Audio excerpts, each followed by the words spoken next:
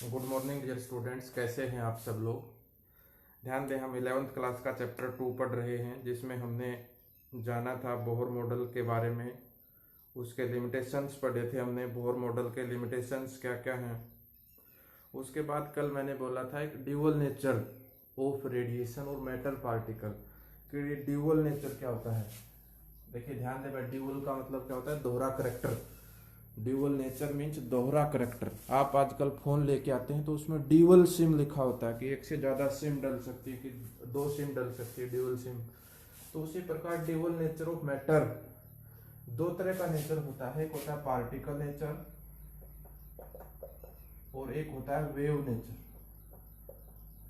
ये दोनों नेचर अगर किसी पार्टिकल में है तो उसको क्या कहते हैं? हमें ड्यूअल नेचर कहते हैं। पार्टिकल का भी नेचर हो और वेव का भी नेचर हो। वो जो पार्टिकल चलता है, पार्टिकल का मतलब वो स्ट्रेट लाइन में चलता है, वो पार्टिकल होता है और स्ट्रेट लाइन के साथ साथ आगे भी चले और वेव की फॉर्म में चले, तो इस करेक्टर को हम क्या बोलते हैं?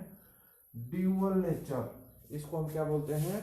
ड्यूअल नेचर बोलते हैं, ड्यूअल नेचर ऑफ रेडिएशन। अब जो अपना इलेक्ट्रॉन है वो क्या है?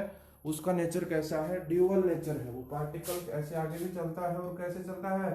वेव के फॉर्म में चलता है। इलेक्ट्रॉन का जो नेचर है इज ड्यूअल नेचर। तो इस ड्यूअल नेचर को पढ़ने के लिए एक साइंटिस्ट है डी ब्रोगली। डी ब्रोगली ने बताया, जो रिलेशन दिया वो डी ब्रोगली का मैं रिलेशन निकाल रहा हूं अभी कि डी ब्रोगली ने क्या बोला। डी ब्रोगली जो साइंटिस्ट है, डी ब्रोगली रिलेशन, आप ड्यूअल नेचर समझ गए होंगे क्या होता है। मान लीजिए कि कोई भी पार्टिकल है या कोई भी सब्सटेंस है, assume that wave character energy is given by, किसी कोई भी सब्सटेंस है, मान लीजिए if in case of photon, photon के केस में मान लेता हूं मैं, कोई भी फोटोन होता है, एनर्जी का पैकेट होता है, कोई वो वेव नेचर शो करता है, मान के चलता हूं वेव नेचर शो करता है कोई सब्सटेंस, तो उसके लिए एनर्जी का फॉर्मूला होता है E is equal to H nu. आपने इस बात को ध्यान रखना है, वेव नेचर में जो एनर्जी आता है वो फॉर्मूला होता है E is equal to H nu. H क्या है? प्लैंक कांस्टेंट है। म्यू क्या है? फ्रीक्वेंसी है।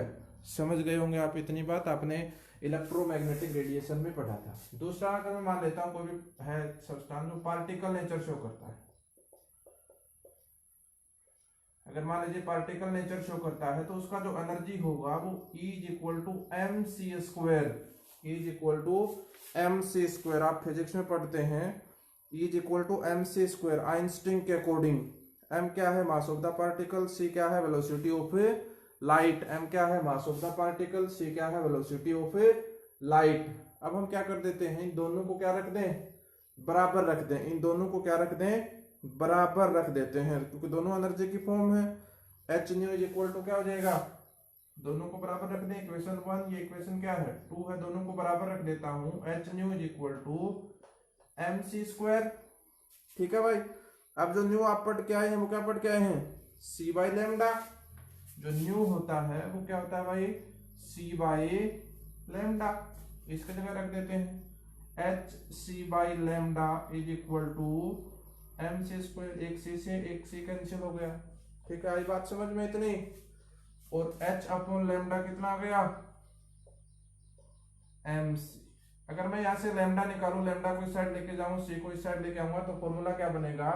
Lambda is equal to H upon M C. Lambda is equal to H upon M C. ये डी ब्रोगली रिलेशनशिप है, ये डी ब्रोगली रिलेशनशिप है।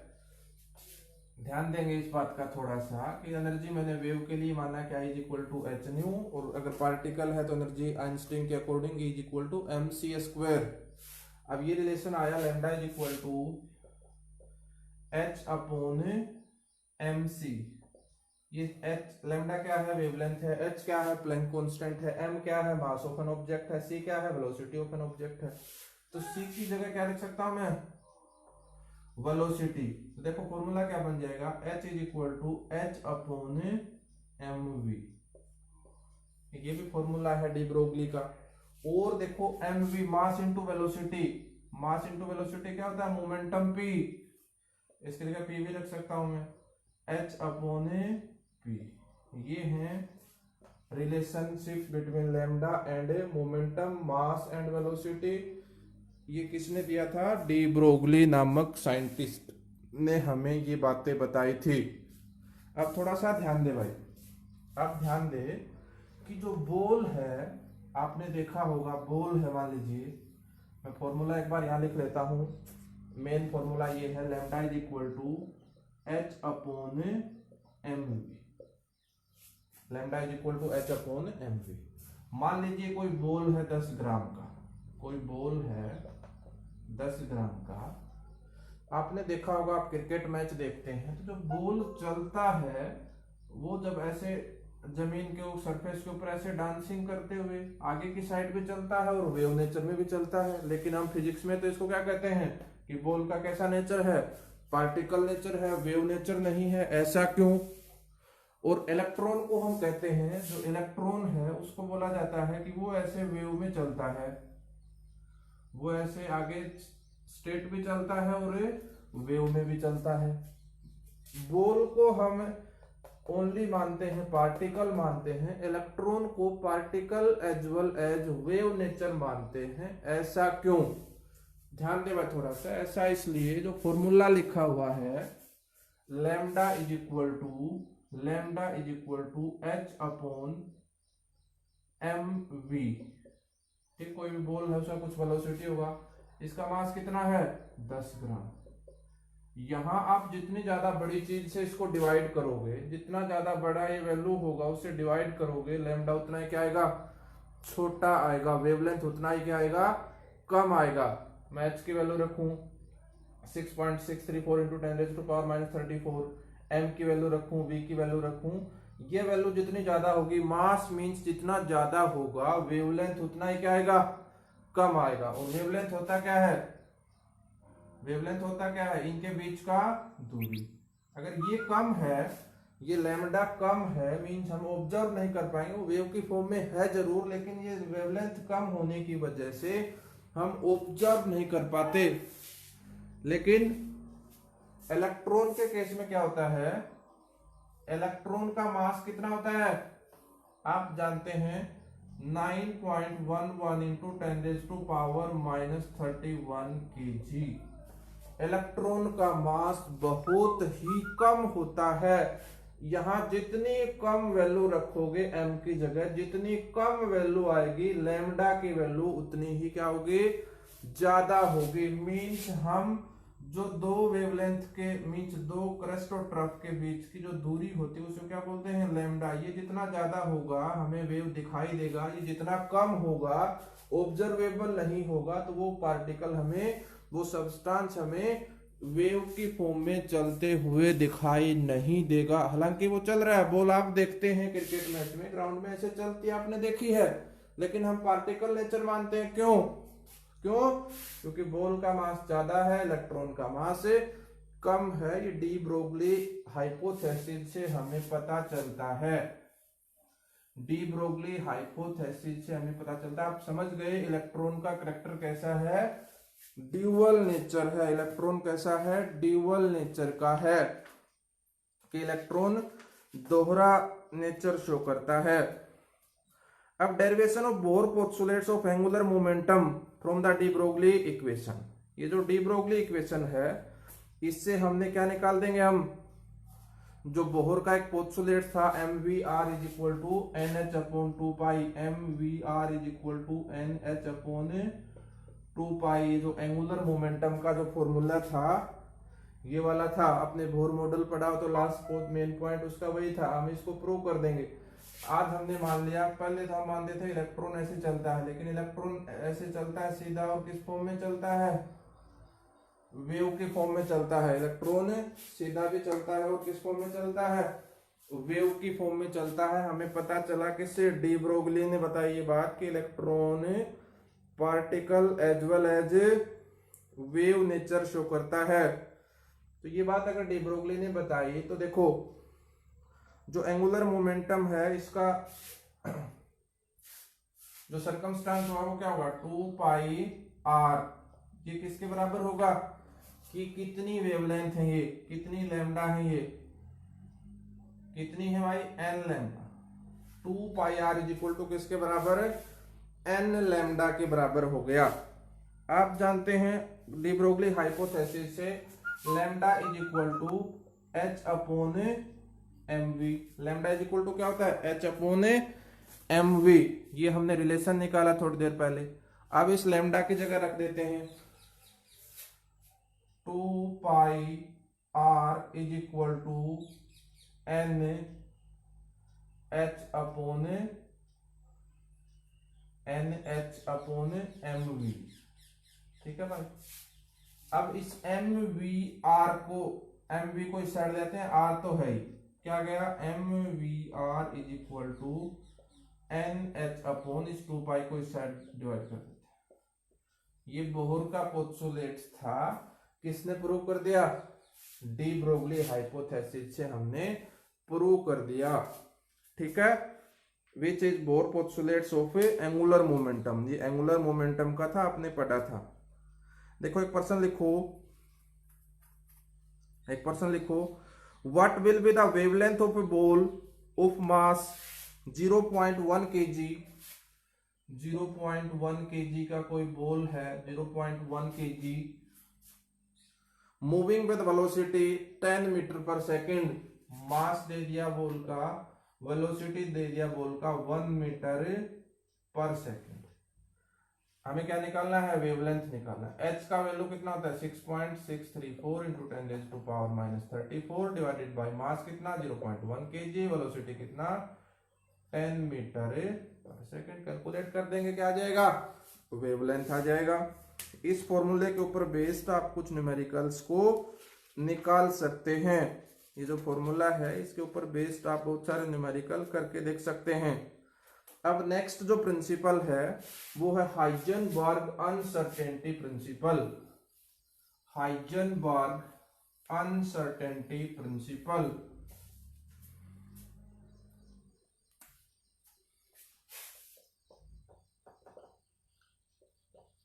हाइजेनबर्ग अनसर्टेनिटी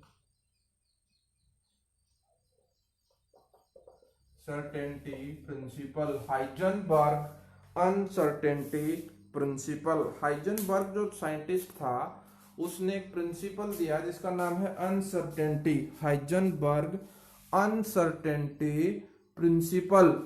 अनसर्टेनिटी प्रिंसिपल का क्या मतलब है कि हाइजेनबर्ग जो साइंटिस्ट था, डेल एक्स होता है पोजीशन और डेल पी होता है मोमेंटम। ये तो होता है इलेक्ट्रॉन का पोजीशन और ये होता है चेंज इन मोमेंटम। ध्यान दे भाई थोड़ा सा। मान लीजिए इलेक्ट्रॉन है, ये इलेक्ट्रॉन है, मान लीजिए इलेक्ट्रॉन है, इसका हम पोजीशन और मोमेंटम एक्यूरेटली कैलकुलेट नहीं कर सकते। It is impossible to calculate accurately position and momentum of an electron. मान लीजिए इलेक्ट्रॉन है, इसके ऊपर अगर मैंने हल्की सी भी लाइट डाल दी तो ये अपना मोमेंटम एंड पोजीशन चेंज कर लेगा। इलेक्ट्रॉन क्योंकि एक जगह नहीं रहता, रिवॉल्व करता रहता है, हल्का पार्टिकल है, थोड़ा सा भी लाइट डाल देंगे तो वो अपनी पोजीशन को भी चेंज कर लेगा और क्या, मोमेंटम को भी चेंज कर लेगा। आप इसे क्या लिखते हैं, मोमेंटम को। It is impossible to determine accurately position and momentum simultaneously. एक साथ हम इलेक्ट्रॉन की पोजीशन और उसका मोमेंटम कैलकुलेट नहीं कर सकते। और इसका जो प्रोडक्ट आता है वो आता है ग्रेटर देन h अपॉन 4 पाई। जब हम इसका प्रोडक्ट निकालते हैं दोनों का तो ग्रेटर देन और इक्वल टू h अपॉन 4 पाई। ये डेरिवेशन है, ये मींस रिलेशन है किसका, हाइजेनबर्ग अनसर्टेनिटी प्रिंसिपल का। मोमेंटम और पोजीशन हम एक्यूरेटली नहीं बता सकते। जो अनसर्टेनिटी आएगा वो इतना आएगा, जो अनसर्टेनिटी है रिजल्ट के अंदर वो कितना है, h अपॉन 4 पाई। h अपॉन 4 पाई। अब हम इसका सिग्निफिकेंस देखते हैं। कि कौन से पार्टिकल के ऊपर एप्लीकेबल है, कौन से पार्टिकल के एप्लीकेबल है। मान लीजिए इस फॉर्मूले को थोड़ा सा मैं चेंज करूं, del X dot del P की जगह क्या रख सकता हूं मैं M V is equal to H upon 4 pi, del X into M constant है बाहर आएगा और इसको मैं उस साइड डिवाइड कर देता हूं, यहाँ क्या बचेगा del V is equal to H upon 4 pi M by H upon 4 pi M. ये फॉर्मूला भी हम बना सकते हैं किससे, ऊपर वाले से। मैंने पी की जगह क्या रख दिया एम वी, एम कॉन्स्टेंट है बाहर आएगा, चेंज इन किस में होगा वेलोसिटी में, क्योंकि मास चेंज होगा नहीं, चेंज क्या होगा वेलोसिटी होगा। कोई ऑब्जेक्ट 1 kg का है, उसका वेलोसिटी चेंज हो सकता है, मोमेंटम चेंज हो सकता है, लेकिन मास चेंज नहीं होगा। मास 1 kg का, वो 1 kg का रहेगा। ऐसा नहीं कि वो स्पीड बढ़ाने से या पोजीशन चेंज करने से उसका मास चेंज हो जाएगा। मास कांस्टेंट है बाहर आ गया डेल वी, और मास से मैंने इस साइड क्या कर दिया डिवाइड कर दिया, नया फॉर्मूला बन गया हमारे लिए। आप ध्यान दे, 10 मिलीग्राम कोई का मान लीजिए कोई ऑब्जेक्ट है, ऑब्जेक्ट कितने ग्राम का है 10 मिलीग्राम का ऑब्जेक्ट है, कोई भी ऑब्जेक्ट है 10 मिलीग्राम से ऊपर का है या 10 मिलीग्राम का है, उसी की बात कर लेते हैं। मान लीजिए कोई चूया है, कोई रेट है, उसके ऊपर हम लाइट डालते हैं तो क्या उसका पोजीशन और मोमेंटम चेंज हो जाएगा, क्या डायरेक्शन चेंज हो जाएगा उसका, नहीं होगा, क्योंकि वो इतना हल्का नहीं है कि लाइट डालने से उसका पोजीशन और मोमेंटम चेंज हो जाएगा। तो इसलिए जो हाइजेनबर्ग अनसर्टेनिटी प्रिंसिपल है वो केवल और केवल लाइटर ऑब्जेक्ट के लिए है, माइक्रोस्कोपिक पार्टिकल के लिए है। मान लीजिए वैल्यू पुट अप करता हूं, del X dot del V is equal to H का value 6.634 into 10 to power 34 4 into pi 22 upon 7 into mass कितना 10 मिलीग्राम का मतलब 10 की पावर -6 केजी में रख दिया। जब इसका आंसर कैलकुलेट किया तो आया 10 की पावर 28 मीटर स्क्वायर पर सेकंड, 10 की पावर -28 मीटर स्क्वायर पर सेकंड, जो कि बहुत ही छोटी वैल्यू है, इसलिए हम इसको क्या कर देते हैं नेग्लेक्ट कर देते हैं। पोजीशन अनसर्टेनिटी नहीं है, पोजीशन और मोमेंटम में अनसर्टेनिटी नहीं है, क्योंकि हमें अनसर्टेनिटी दिखाई नहीं देगी, इतनी छोटी वैल्यू है। तो मीन्स हम कह सकते हैं कि 10 मिलीग्राम या इससे बड़ा कोई ऑब्जेक्ट है तो उसका हम पोजीशन और मोमेंटम एक्यूरेटली निकाल सकते हैं, लेकिन अगर 10 मिलीग्राम से छोटा ऑब्जेक्ट है तो उसका पोजीशन और मोमेंटम हम एक्यूरेटली नहीं निकाल सकते। अब लास्ट टॉपिक आज का, इसने प्रूव किया जो हाइजेनबर्ग अनसर्टेनिटी प्रिंसिपल है, del X dot del V is equal to H upon m4 pi. ये जो फॉर्मूला था ये कहता है कि nucleus does not exist, nucleus doesn't exist in electron doesn't exist in nucleus, electron doesn't exist in nucleus,